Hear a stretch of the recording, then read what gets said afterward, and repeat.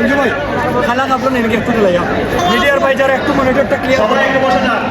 আমাদের একটা বিশ্বাস হয়ে গেছে বাংলাদেশে এই ফ্যাসিবাদী ব্যবস্থাকে বিরোধ করতে যদি আবার রক্ত দেওয়ার প্রয়োজন হয় তাহলে এই মৌলভীবাজারের শিক্ষার্থীরা এই রক্ত দিয়ে প্রথম সারিতে থাকবে ইনশাআল্লাহ।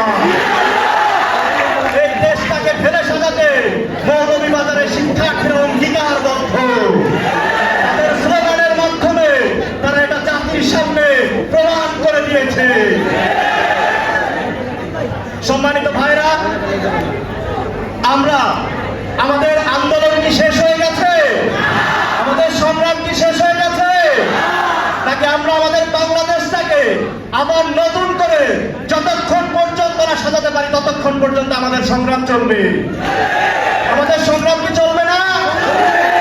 আমরা আমাদের গণ-অভ্যুত্থানের ঘোষণাপত্রে সুস্পষ্টভাবে বলে দিয়েছিলাম আমাদের লক্ষ্য শুধু ফ্যাসিবাদ ফ্যাসিস্ট শেখ হাসিনার পতন নয়, বরং এই 15 বছরে ফ্যাসিস্ট শেখ হাসিনা যেই বন্দোবস্ত রেখে গেছে, যেই ব্যবস্থা রেখে গেছে, এই ফ্যাসিবাদী ব্যবস্থার সম্পূর্ণ বিলোপ নিশ্চিত করা।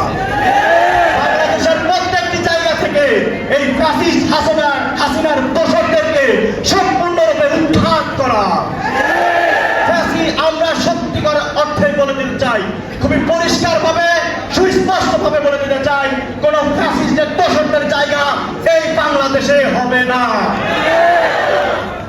আমরা বারবারই দেখি এই গণ-অভ্যুত্থানের পরে এই ছাত্র জনতার বিজয়কে অনেকে মেনে নিতে পারেনি।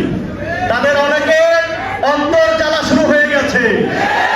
তারা দেশের বাইরে বসে তারা আমাদের দেশের মধ্যে বিশৃঙ্খলা করার ষড়যন্ত্র করে। তারা এই বিপ্লবের পরে তারা এই বিপ্লবকে মেনে নিতে পারেনি।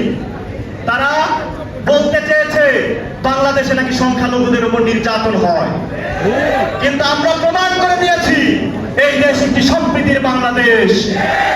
এই দেশের সনাতনী ভাই বোনেরা তাদের দুর্গোৎসবের টাকা যখন ফেনীতে, নোয়াখালীতে, কুমিল্লায়, বন্যায়